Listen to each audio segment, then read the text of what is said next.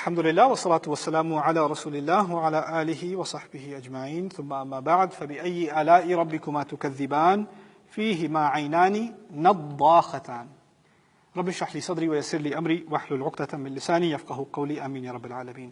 ان دوسری دو جنتوں کے بارے میں پہلی بات تھی کہ ان کی ہریالی بہت انٹینس ہے، بہت زیادہ ہے۔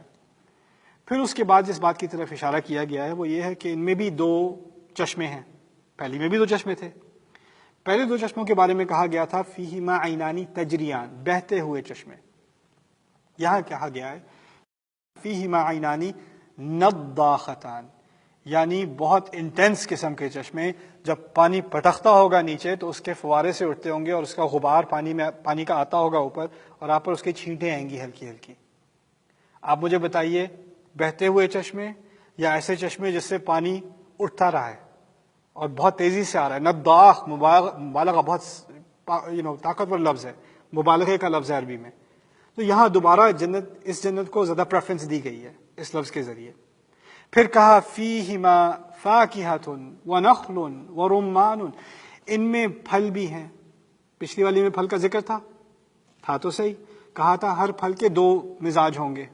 یہاں کہا ہے یہاں پر ہر طرح کے پھل ہوں گے فاکہۃ، لیکن یہاں مزید اضافہ کیا اور یہاں پر نخل بھی ہوں گے یعنی کھجور کے درخت اور یا انار کے درخت، وہ رمان بھی ہوگا۔ اب یہ ان دونوں کا کیا خاص ذکر ہے؟ یعنی وہاں پر تو کہا تھا ہر طرح کے پھل کے دو، یہاں کہا ہر طرح کے پھل اور اس کے مزید خاص نخل اور رمان۔ یہاں اصلاحی صاحب نے جو بات کی ہے مجھے دل کو بہت لگتی ہے۔ سورۃ الحاقہ میں، اس سے اگلی سورت میں بالکل شروع میں اہل جنت کے بارے میں جو بات کی جا رہی ہے ان کی تعریف کی گئی ہے السابقون السابقون اولئک المقربون، سب سے پہل کرنے والے دین میں، یعنی وہ صحابہ جنہوں نے بالکل شروع میں نبی صلی اللہ علیہ وسلم کا ساتھ دیا۔ یہ کون سی قوم ہے؟ یہ عرب قوم ہے۔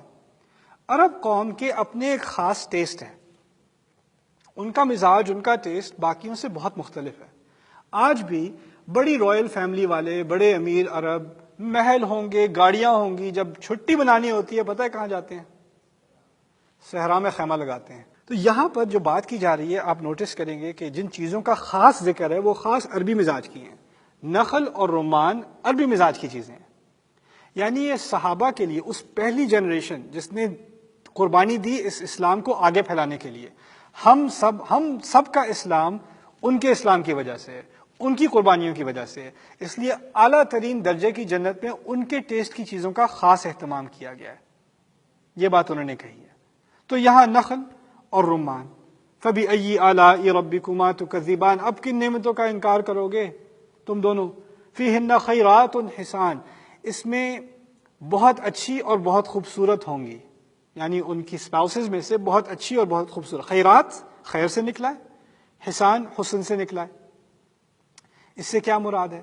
اس سے اشارہ اس طرف ہے کہ یہ دونوں چیزیں اکٹھی کمی ہوتی ہیں۔ جو بہت خوبصورت ہوتی ہے وہ زیادہ اچھی نہیں ہوتی۔ دوسری طرف بھی کہہ دوں یہ سمجھ آ جائے گی خود ہی، جو بہت اچھی ہوتی ہے وہ خیر پھر کیونکہ ایک تکبر آ جاتا ہے حسن کی وجہ سے، اور چیزیں ہوتی ہیں، اٹینشن ملتی ہے۔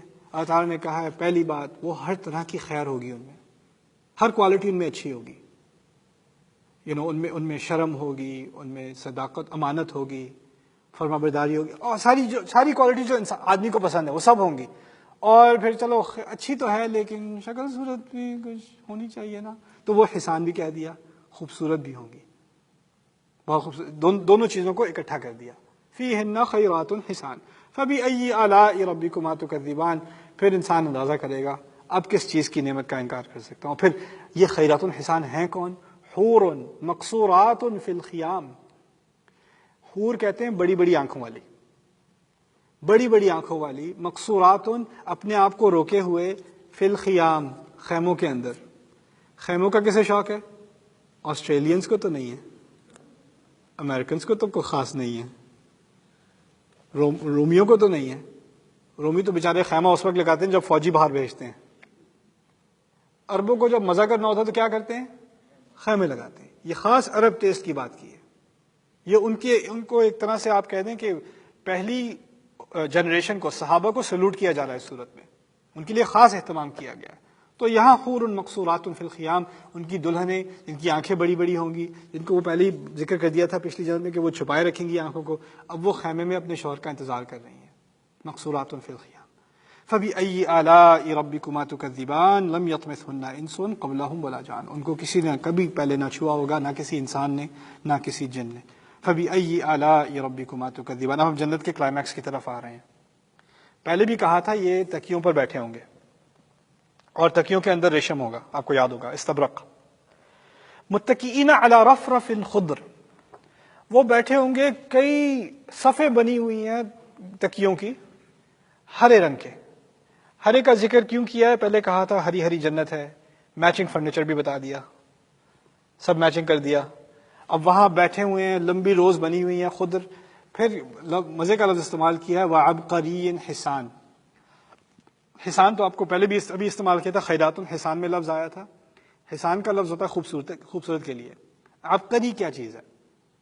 آج کل عربی زبان میں عبقری کہتے ہیں جینیس کو، پرانی عربی میں یہ بات نہیں تھی۔ عبقر ان کے ہاں لفظ استعمال ہوتا تھا جنوں کی دنیا، یعنی کوئی امپورٹڈ چیز کہیں دور سے لے آئے نا، کوئی روم سے کوئی چیز لے آئے، کوئی چائنا سے کوئی چیز لے آئے، کہتے ہیں یہ کیا عبقری ہے، کسی اور دنیا کو، جنوں کی دنیا سے جا کے لے کے آئے ہو۔ یہ کوئی بہت ہی ایگزوٹک قسم کی امپورٹڈ کوئی چیز ہونا تو اس کو عبقری کہا جاتا تھا۔ یہاں کہا جا رہا ہے کہ آپ کی جو ڈیکوریشنز ہوں گی نا آپ کے ارد گرد، وہ ایسی ہوں گی جو پہلے کبھی کسی نے دیکھے نہیں، پتہ نہیں کون سی دنیا سے یہ آئی ہیں۔ ہمیں شوق ہے نا انٹیریئر ڈیزائن کا، لوگوں کو ایک obsession ہوتی ہے کہ گھر میں جو پیسز ہوں، ہمارے یہاں پاکستان انڈیا میں تو خاص، پاکستان میں تو خاص ہی ہے، خیر ہمیں چیزوں جو وہ چیزیں جن کا کوئی فائدہ نہیں ہے دنیا میں، لیکن اس کو پیس ہی کہہ سکتے ہیں اور کچھ نہیں کہہ سکتے۔ ہمیں پیسز کا بہت شوق ہے، جگہ جگہ جگہ جگہ پیس پیس پیس پیس پیس پیس، یہ بڑا اچھا پیس ہے، یہ بڑا اچھا پیس ہے، لگائے ہوتے ہیں، پوری پوری الماریاں لگائی ہوتی ہیں، اس میں پیس بھرے ہوئے ہیں، رائٹ؟ ہمیں پیس، اس سے ہمیں بڑا پیس ملتا ہے اپیرنٹلی۔ اور اس کی دوسری وجہ یہ ہے کہ اس بات کا اہتمام ہو جائے کہ بچے کبھی گھر میں بھاگ نہ سکیں۔ وہ دن تو گئے، اب شاید آپ کے گھروں میں ابھی بھی وہی ہو۔ وہ کرتے تھے فیملیز میں، صوفہ خریدا ہے تو اس پہ پلاسٹک نہیں ہٹانا، ریموٹ ہے اس کا بھی پلاسٹک جو ہے 1987 کا لگا ہوا ہے، اور پیس گلاس کے پیچھے، تاکہ بچہ بھی چلے تو جیسے کوئی مائنڈ فیلڈ ہے، کوئی ایکسپلوسیو ڈیوائس لگے ہوئے، ایسے احتیاط سے۔ یہاں سین کھینچا جا رہا ہے، آپ جنت میں بیٹھے ہیں، تکیے لگائے ہوئے ہیں، بہت خوبصورت قسم کے پیسز، ہر جگہ ایگزاٹک قسم کے پیسز آپ کے ارد گرد ہیں۔ فَبِأَيِّ آلَاءِ رَبِّكُمَا تُكَذِّبَانِ، پھر اب خوبصورتی ایسی جو تم نے پہلے کبھی دیکھی نہ ہو، اشارہ اس بات کی طرف ہے، خوبصورتی ایسی جس کا پہلے تم نے کبھی تجربہ نہ کیا ہو۔ وَعَبْقَرِيٍّ حِسَانٍ، اب کون سی نعمتوں کا انکار کرو گے؟ فَبِأَيِّ آلَاءِ رَبِّكُمَا تُكَذِّبَانِ، اب کون سی قدرتوں کا انکار کرو گے؟ آخری الفاظ اس آیت کے ہیں تبارک اسم ربک ذی الجلال والاکرام، تیرے رب کا نام برکت سے بھرا ہوا ہے۔ برکت اردو میں ہم کمی سمجھتے ہیں، بریکہ عربی میں کہتے ہیں اونٹنی جب بیٹھ جائے اور نہ ہٹے اپنی جگہ سے، اس کو کہتے ہیں برکت یا بریکت الابل، ایک جگہ بیٹھ گئی نہیں ہٹنی۔ برکت ایسی اچھائی کو کہتے ہیں جو ہٹتی نہیں ہے، ختم نہیں ہوتی۔ کسی کام میں برکت ہونا، اس کا مطلب ہے اس کام کی اچھائی، اس کام کی خیر نکلتی ہی رہتی ہے، نکلتی ہی رہتی ہے، نکلتی رہتی ہے، نکلتی رہتی ہے۔ دوسرے معنی برکت کے اور بریکہ کے وہ یہ ہیں النمو والزیادہ فوق التوقع، فوق ما حسب، کہتے ہیں کہ کوئی چیز بڑھے اور بڑھتی ہی چلی جائے توقع کے کہیں آگے، آپ کی توقع نہیں تھی لیکن وہ چلتی چلی گئی۔ سو برکت کا معنی یوں سمجھیے کہ فرض کریں آپ نے کسی نے آپ سے کہا کہ مجھے نماز پڑھنا سکھا دو، آپ نے آدھا گھنٹہ 20 منٹ اس کو تھوڑی بہت نماز کے بارے میں کچھ چیزیں بتا دی، اس نے جا کے مزید سیکھا، ویڈیوز بنائیں، لاکھوں لوگوں نے نماز سیکھی، لوگ مسلمان ہونے شروع ہو گئے۔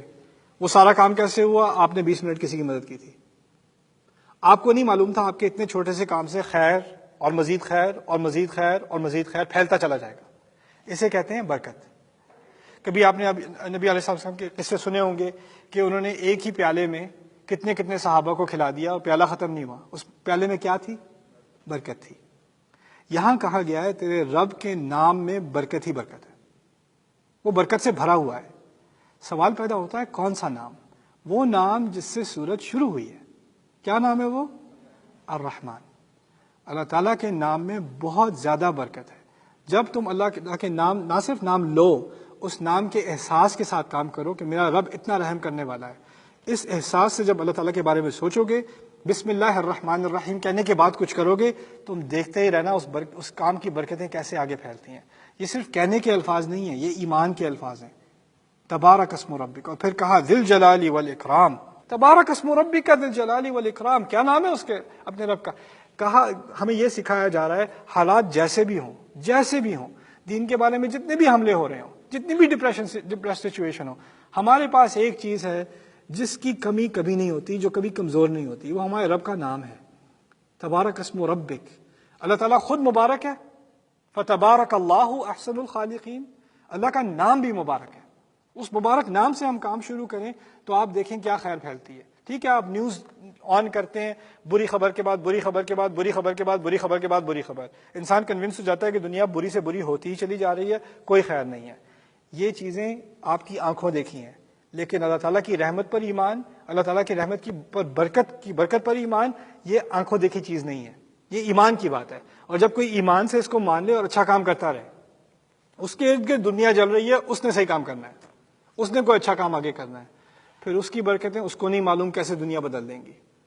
یہ ہے تبارک اسم ربک ذی الجلال والاکرام. دنیا کے بڑے بڑے لیڈر جنہوں نے دنیا کا نقشہ بدلا، دنیا کے صلاح الدین، وہ ایک ماں کی اچھی تربیت تھی، کچھ بھی نہیں تھا. اس کو کون سی خاص آرمی اور کون سی ہائی ایجوکیشن ملی؟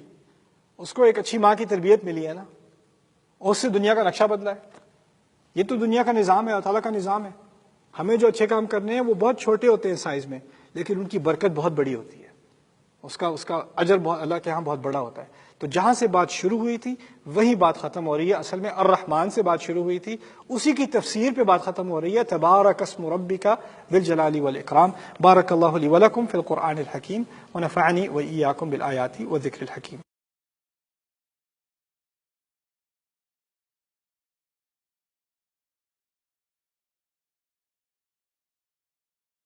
الحمد للہ رب العالمین والصلاة والسلام علی اشرف الانبیاء والمرسلین وعلی آلہ وصحبہ ومن استنى بسنتہ الی یوم الدین. اللہم اجعلنا منہم ومن الذین آمنوا وعملوا الصالحات وتواصوا بالحق وتواصوا بالصبر، آمین یا رب العالمین. حسب معمول آپ کے سامنے میں سورت کے نظام کے بارے میں بھی کچھ باتیں پیش کر دوں. سورت کی مضامین کی ترتیب کچھ یوں ہے. اللہ تعالیٰ نے اپنے نام کا پہلے ذکر کیا تھا الرحمن، اس سے باقی تمام سورت کا ایک فلیور بن گیا تھا.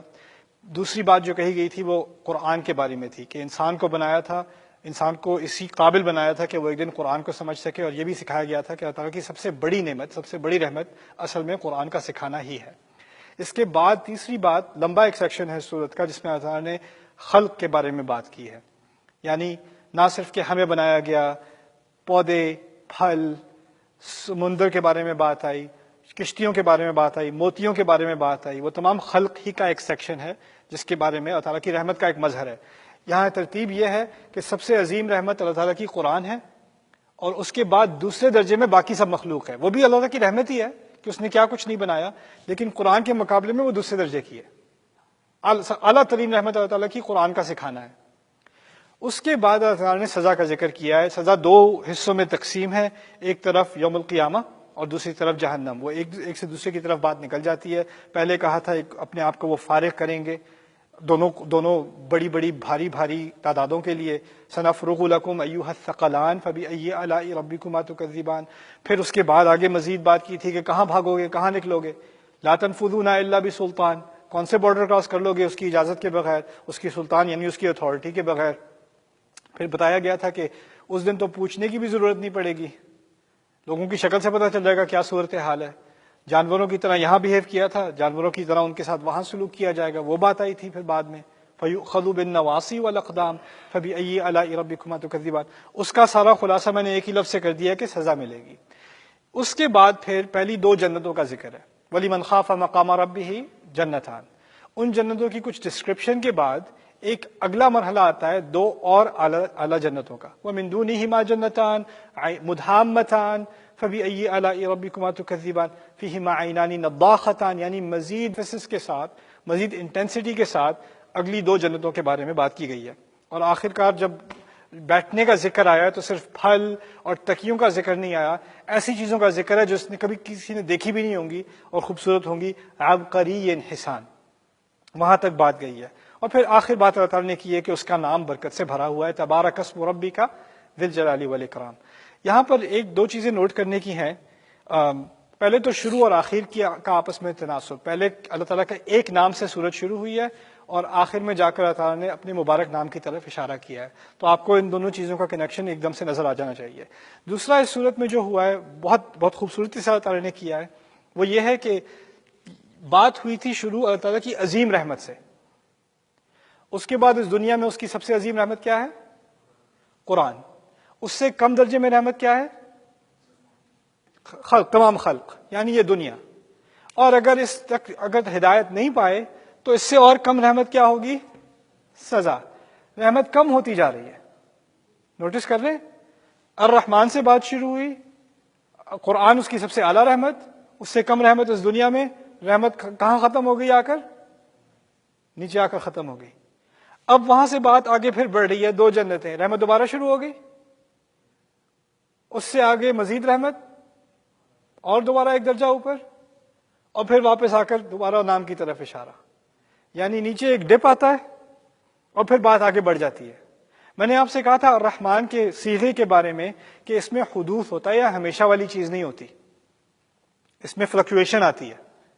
کیونکہ عطشان، جوعان، پانی سے پیاس ختم، کھانے سے بھوک ختم، ان کی حرکتوں کی وجہ سے رحمت ختم. لیکن دیکھیں، رحمت کے ختم ہونے کا ایک سیکشن، باقی تمام سیکشن شروع سے آخر تک کیا ہے؟ اللہ تعالیٰ کی رحمت. اللہ تعالیٰ نے کہا ہے نا کہ میری رحمت میرے غصے پر حائل ہو جاتی ہے، غالب آ جاتی ہے. یہی بات یہاں پر ہو رہی ہے. یعنی یہاں پہ اللہ تعالیٰ کے غضب کا ذکر تو ہے، لیکن وہ بالکل ایک لو پوائنٹ پر کیا گیا ہے. اس کے علاوہ پوری بات جو آگے ڈسکرائب کی گئی ہے وہ اسی بات کی طرف اشارہ ہے کہ اصل اللہ تعالیٰ نے اپنی خلق میں جو اس کا اپنا ایک اس کی اپنی فطرت ہے، فطرت اللہ التی فطر الناس علیہا، وہ رحمت ہی ہے. وَلِذَلِكَ خَلَقَهُمْ، اس نے رحمت دینے کے لیے ہی، محبت کرنے کے لیے ہی انسان کو بنایا تھا. اب یہاں ایک اور انٹرسٹنگ بات یہ ہے کہ یہاں پر جو ترتیب دی گئی ہے، یہ شروع اور آخر کو ذرا چھوڑ دیں ایک سیکنڈ. قرآن کی بات، اس کے بعد خلق کی بات، اس کے بعد سزا کی بات یعنی قیامت اور جہنم کی بات، اس کے بعد دو جنتیں اور اس کے بعد دو مزید اعلیٰ جنتیں. یہ ہے سورت نمبر 55. اس سے اگلی سورت، میں اشارے کے طور پہ بات کر رہا ہوں آپ سے، اس سے اگلی سورت ہے سورۃ الواقعہ، اذا وقعت الواقعہ. اس کا بھی ایک انٹرو سیکشن ہے اور ایک کنکلوڈنگ سیکشن ہے، اس کو ذرا چھوڑ دیں. اس کے علاوہ بات ہوگی السابقون السابقون. السابقون السابقون، سب سے پہلے، سب سے اعلیٰ درجے کے لوگ. مجھے یہ بتائیں سب سے اعلیٰ درجے کے لوگ کون سی جنت کے مستحق ہیں؟ اعلیٰ جنت کے. یعنی یہاں بات ختم ہو رہی ہے، اگلی صورت میں پہلی بات ہے اس جنت میں جائے گا کون. اس کے بعد ذکر ہے سیدھے ہاتھ کے لوگوں کا، اصحاب الیمین ما اصحاب الیمین. اچھا، سابقون کے لیے تو اعلیٰ جنت، پھر یہ جنت کس کے لیے؟ باقی لوگوں کے لیے جو کہاں کے ہیں، سیدھے ہاتھ کے لوگ ہیں. اس کے بعد اس صورت میں ذکر ہے الٹے ہاتھ کے لوگوں کا. وہ کہاں جائیں گے؟ وہ یہاں جائیں گے. پھر کہا ہے افرأیتم الماء الذی تشربون، تم نے کبھی اپنے پانی کو دیکھا ہے؟ تم نے کبھی اپنی کھیتی کو دیکھا ہے؟ تم نے اپنی خلقت کو دیکھا ہے؟ کیا بات ہو رہی ہے؟ خلق. پھر کہا ہے فلا اقسم بمواقع النجوم وانه لقسم لو تعلمون عظیم انه لقرآن کریم فی کتاب مکنون لا یمسہ الا المطہرون. میں ان ستاروں کی گرنے کی قسم کھاتا ہوں، یہ ایک بڑا عظیم قرآن ہے، ایک کریم قرآن ہے جو اوپر کتاب مکنون میں ہے. کس کی عظمت کی بات ہو رہی ہے؟ قرآن کی. 5 مضامین اس سورت کے اس آرڈر میں ہیں. 5 مضامین اگلی سورت کے اسی ریورس آرڈر میں ہیں. اسی کو ریویو کیا گیا دوسرے الفاظ میں. It's so beautiful. پھر مزے کی بات، اس سے پچھلی سورت سورۃ القمر ہے. اس سے پچھلی سورت ہے سورۃ القمر، اقترب للناس حسابهم وانشق القمر. وہ سورت ختم ہوتی ہے عند ملیک مقتدر، یعنی جنت میں لوگ ایک بڑے عظیم بادشاہ کے اور بڑے قدرت والے بادشاہ کے بالکل برابر میں بیٹھے ہوں گے. وہاں بات ختم ہو رہی ہے سورۃ القمر کی. اس صورت میں بات کہاں ختم ہو رہی ہے؟ وہ بڑی اعلیٰ جنت میں بیٹھے ہوں گے اور ایسی ایسی نعمتیں ہوں گی. بیٹھنے کا ذکر یہاں، بیٹھنے کا ذکر وہاں، اور پھر وہاں پر اللہ تعالیٰ کی قربت. اور یہاں قربت کیسے ملتی ہے؟ قرآن کے ذریعے ملتی ہے، اشارے کی بات. اور وہاں عظیم اشارہ وہ بھی ہے، وہاں پر اللہ تعالیٰ نے کہہ دیا کہ قیامت کا دن آنے والا ہے، اور اس کی ایک علامت کیا ہے؟ چاند ٹوٹ چکا ہے. وانشق القمر، وہ 2 ٹکڑے ہو گیا تھا نا، اس کے بارے میں اشارہ ہے وانشق القمر. اس سورت کے درس کے شروع میں نے آپ کو بتایا تھا کہ وہ تو یعنی چاند کا سپلٹ ہونا وہ تو ایک چھوٹی علامت تھی. آخری دن کے آنے کی سب سے بڑی علامت کیا ہے؟ کچھ پتا ہے؟ انا والساعۃ کہاتین، میں اور آخری لمحہ ان 2 انگلیوں کی طرح ہیں. کس کے بارے میں اشارہ تھا؟ نبی کے اپنے آنے کا. یعنی نبی سے مراد کیا ہے؟ قرآن کے آنے کا. یعنی قیامت کی چھوٹی علامت پچھلی صورت میں، قرآن کی بڑی علامت اس صورت میں، اور سورۃ الواقعہ میں وہ قیامت آ چکی. اذا وقعت الواقعہ، جب واقعہ ہو چکا ہوگا. یہ ایک سیکوینس بنی ہے، چھوٹی علامت، پھر بڑی علامت، اور پھر آخری. پھر مزے کی بات یہاں پر ایک اور ہے. اس سے پچھلی صورت میں بار بار کہا گیا تھا کتنی قومیں تم سے پہلے تباہ ہو چکی ہیں. وَلَقَدْ يَسَّرْنَا الْقُرْآنَ لِلذِّكْرِ فَهَلْ مِن مُدَّكِرٍ، ہم نے قرآن کو آسان بنایا تاکہ تم نصیحت پکڑ لو، ذکر پکڑ لو، کچھ یاد کر لو. تم میں سے کوئی ہے جو یاد کا فائدہ اٹھائے؟ وہاں بات یہ کی جا رہی تھی کہ تم لوگ بار بار کہتے ہو ہم سننے سے نہیں ماننے والے، ہمیں دکھاؤ ہمیں دکھاؤ ہمیں دکھاؤ. کتنی قوموں کو دکھا دیا، کوئی فائدہ نہیں ہوا دکھانے کا. کتنے معجزے دکھائے، انہوں نے کیا مان لیا؟ تمہیں قرآن دیا جا رہا ہے آسانی سے یاد کر لو، تمہیں سمجھ ہی نہیں آتی. پھر اگلی قوم کی مثال، انہوں نے بھی نہیں مانا. انہوں نے معجزہ دیکھا پھر بھی نہیں مانا، پھر انہیں تباہ کیا گیا. پھر اگلی قوم، پھر انہیں تباہ کیا. اور بار بار کہا تمہیں قرآن دیا جا رہا ہے، تم ایسی بے وقوفوں والی ریکویسٹ نہ کرو، قرآن سے فائدہ اٹھاؤ، قرآن سے فائدہ اٹھاؤ، قرآن سے فائدہ اٹھاؤ. اسی بات کو دوبارہ یہاں شروع میں کہہ دیا. یہ رحمت ہے کہ قرآن سکھایا ہے. الرحمن علم القرآن. تم انسانوں کے ذریعے سے سیکھو، جانوروں والے مطالبے مت کرو کہ جب تک دیکھو گے نہیں مانو گے نہیں. اسی بات کو یہاں کنٹینیو کیا گیا. میں اس بات کی طرف اشارہ کر رہا تھا کہ قرآن میں ہر بات کا ایک تسلسل ہے. ایک تو سورت کا اپنا ایک نظام ہوتا ہے، ایک طرح سے بات کی جا رہی ہوتی ہے، اور سورتوں کے مابین بھی ایک عجیب تناسب ہے، ایک عجیب کنٹینیوٹی ہے جو یہاں سے بات شروع ہوتی ہے پھر آگے چلتی ہے اور پھر آگے چلتی ہے. بارک اللہ لی ولکم فی القرآن الحکیم ونفعنی وإیاکم بالآیات والذکر الحکیم.